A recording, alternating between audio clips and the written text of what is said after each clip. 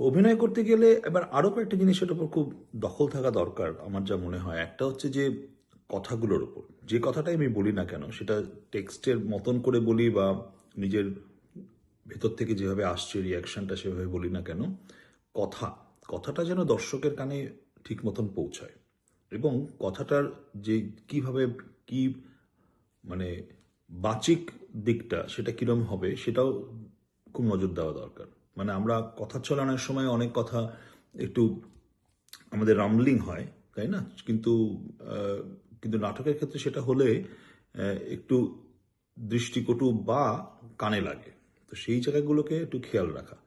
তো ওই, এবং আরেকটা হচ্ছে যে একটা নাটক এর স্ক্রিপ্ট পাওয়ার পরে সেটা আপনি অনেকবার পড়া স্ক্রিপ্টটাকে, মানে পড়তে পড়তে হয়তো কণ্ঠস্থ হয়ে যেতে পারে, এরকম হতে পারে। তার জন্য আপনি হয়তো নাটকের জন্য আপনাকে যে মেমোরি রিকল করতে নাও হতে পারে, অথবা আপনি নাটকটা পড়ার মধ্যে দিয়ে যেটা আসে সেটা হচ্ছে কি অভিব্যক্তিটা আসবে, বিটুইন দ্য লাইন্স কি গল্পটা রয়েছে সেটাকে ধরা, শুধু টেক্সটটাকে ধরা নয়। টেক্সটটা যেটা বলছে তো বলছে, টেক্সট তো সবাই পড়ে সবাই মানেটা বুঝতে পারে, কিন্তু টেক্সটের মধ্যে থেকে, একটা প্যারাগ্রাফের মধ্যে থেকে, একটা মনোলগের মধ্যে থেকে কি ধরনের জিনিস বেরিয়ে আসছে, বা ক্যারেক্টারের কি ইনস্টিংক্ট আছে।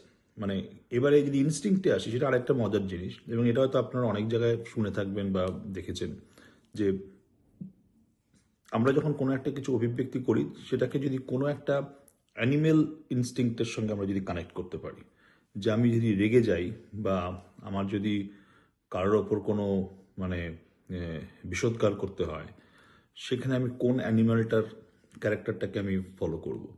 হ্যাঁ, মানে আমি যদি কতগুলো জটলার মধ্যে ঝগড়াঝাটি হচ্ছে, সেখানে একটা বিড়ালগুলো যেরকমভাবে ঝগড়া করে, তো সেই ভয়েস টোনটা যদি আমি আনতে পারি, বুঝতে পারলেন, সেখানে আমাকে কিন্তু আগে থেকে তো প্রিটেনশিয়াস হচ্ছে না। আমি জানি যে একটা বিড়াল কিভাবে ঝগড়া করে, দুটো বিড়াল, চারটে বিড়াল, বিড়ালের গায়ে জল জল ধরে দিলে সে কিভাবে ছুটে যায়, এই সবগুলো যদি যদি আপনি অনুভব করেন এবং সেটা যদি আপনার কণ্ঠস্বরের মধ্যে দিয়ে, শরীরের অভিনয়ের মধ্যে দিয়ে আনতে পারেন, তাহলেই কিন্তু একটা জিনিস তৈরি হয়ে যায়।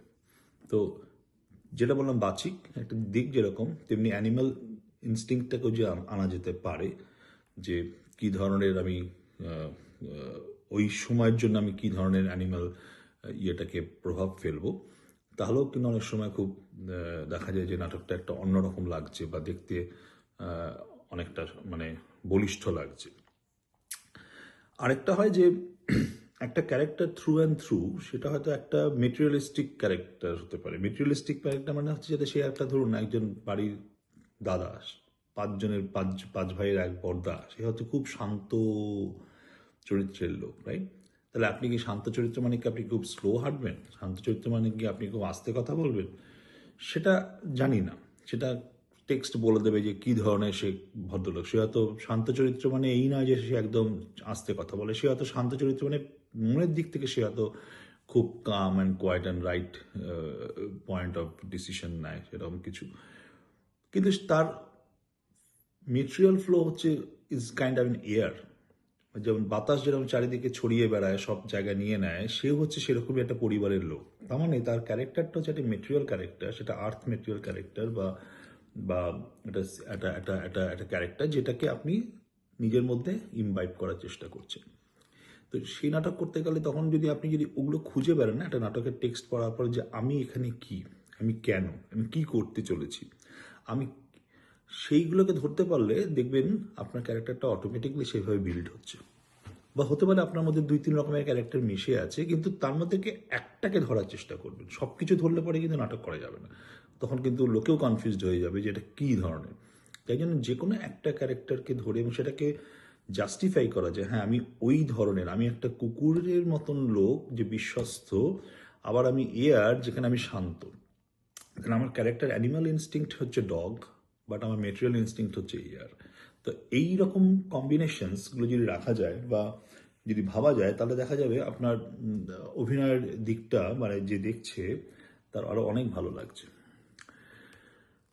আর আরেকটা যেটা হয় সেটা হচ্ছে যখন আপনি কথা বলছেন কারোর সঙ্গে, মানে বিশেষ ক্ষেত্রে যখন যেটা হয়, যেটা আমি বারবার বললাম ইন্টারাক্টিভ প্রসেস, কিছু কিছু স্টিমুলাস যদি আপনি ছাড়তে পারেন আপনার অভিনয় মানে যে অপোজিট আছে তাকে দেওয়ার জন্য, তাহলে কি হয় তার অভিনয় ক্ষমতাটা আরো বাড়তে শুরু করে। সুতরাং সেই জায়গাটা কেমিস্ট্রিটা হয় যত রিহার্সাল করা, যত তার সঙ্গে আপনার সখ্যতা এবং যত ইন্টিমেসি রয়েছে ইয়েতে, কাজের ক্ষেত্রে হোক বা বা বা আমাদের সামাজিক ইয়েতে হোক, তখন দেখবেন তখন নাটকটা ওই জায়গাটা থেকে আরেকটা ছোট একটা এলিমেন্ট বেরিয়ে আসে যেটা হয়তো চট করে কেউ মানে এমনি চোখে যখন আমরা দেখি তখন চোখে পড়ে না, কিন্তু নাটকের ক্ষেত্রে সেই জিনিসগুলো চোখে পড়ে।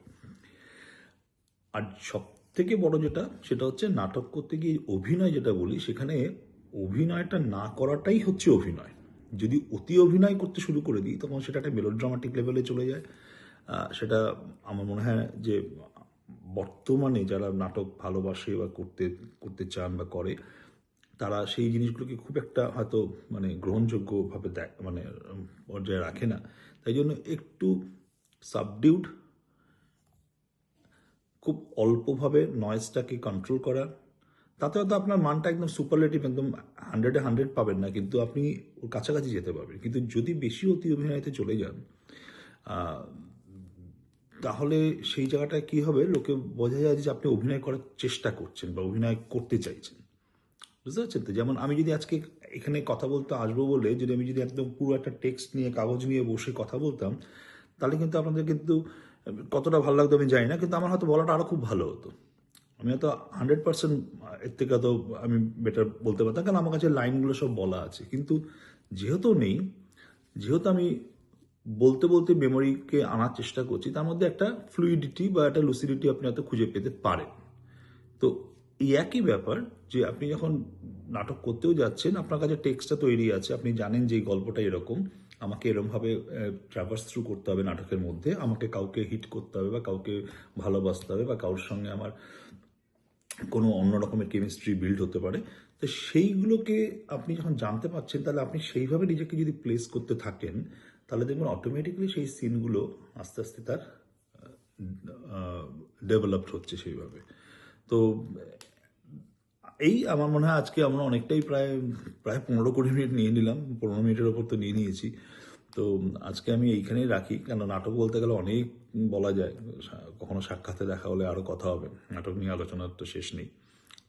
তো যেটা বারবার ওই একইভাবে যদি লিস্ট তৈরি করা হয়, আমি নিজে পার্সোনালি যদি লিস্ট তৈরি করি, তাহলে আমি দেখবো যে হ্যাঁ, টেক্সট আমাকে একটা গাইড করবে, টেক্সটের মধ্যে থেকে আমার ক্যারেক্টার শেডটা কীরকমভাবে আসছে, আমি কোনো জায়গায় কি আমি কোনো অ্যানিমাল ইনস্টিংক্ট ক্যারেক্টারটাকে নিতে পারবো কি না, কোনো জায়গায় আমি কি কোনো মেটেরিয়ালিস্টিক জিনিস জায়গাটা নিতে পারবো কি না, কীভাবে আমার স্টিমুলাসগুলোকে কল করব, কোন সময় আমার কি কি স্টিমুলাস আছে, কোনো দিন একই স্টিমুলাস নিয়ে হাতে নাও কাজ করতে পারি ইমোশনের জন্য, ইমোশনগুলোকে কতটা কন্ট্রোল করব, কথাটা আমি কিভাবে বলবো, কোন জায়গাটা পজিং দেব, আর এই ফলস স্টেপিং বা পেছনে ঘুরে কথা বলা যাবে না দর্শকের সঙ্গে, এগুলো খুব খুব একটা কাজের নয়। এটা যদি দরকার হয় আপনি দর্শকের দিকে না তাকিয়েও কথা বলতে পারেন, আপনি দর্শকের দিকে পেছন ফিরেও কথা বলতে পারেন, যদি আপনি জাস্টিফাই করতে পারেন যে হ্যাঁ এটার প্রয়োজন আছে এবং এটা একটা মেথড, এটাও একটা kind of A directorial acting. সেখানে ডিরেক্টর অনেক সময় সেটা হচ্ছে আবার ডিরেক্টরিয়াল অ্যাক্টিংয়ের পর্যায়ে পড়ে যায়, ডিরেক্টর কীভাবে চাইছে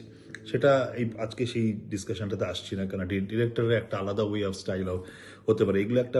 এগুলো হচ্ছে একটা, আমি বললাম এলিমেন্টস ফর দ্য অভিনয়। এবার ডিরেক্টর সেই অভিনয় এলিমেন্টসগুলোকে অনেক সময় চেঞ্জ করে তার নাটকের ক্যানভাসের জন্য। সে মনে করতে পারে যে আমি এখানে লাল রং করবো না, আমি এখানে ব্লুটাই দেবো, বিকজ আমার ইমাজিনেশন বলছে যে ব্লুটার সঙ্গে আমার ক্যানভাসে বাকি কালারগুলো যাবে। সেটা ডিরেক্টরিয়াল পার্ট, এবং ডিরেক্টর সেটাকে ওভাররুল করতেও পারে কিছু কিছু জায়গায়, সেটা পুরো নাটকের স্বার্থে সেটা ভাবা যেতে পারে। কিন্তু বেসিক নাটক অভিনয় করতে গেলে আমার মনে হয় একদম সিম্পল, জাস্ট সুন্দর একটা গল্পকে নিজের জায়গায় প্রেস করা, কিভাবে আমি করব, আমার কথা কত, আর লিমিটেড কথায় বডি অ্যাক্টিং, চোখের অ্যাক্টিং, পোশ্চার, দাঁড়ানোর ভাব, আমি কোন স্পেসে নাটকটা করছি, আমি কি প্রসিনিয়াম থিয়েটারে নাটক করছি, নাকি আমি একটা ব্ল্যাক বক্স থিয়েটারে নাটক করছি, নাকি আমি একটা খোলা মাঠে নাটক করছি, আমার কি মাইক আছে না উইদাউট মাইক আছে, কতটা থ্রো করব ডায়ালগ, আমার কি লাস্টের লোকটা শুনতে পাচ্ছে কি না পাচ্ছে না,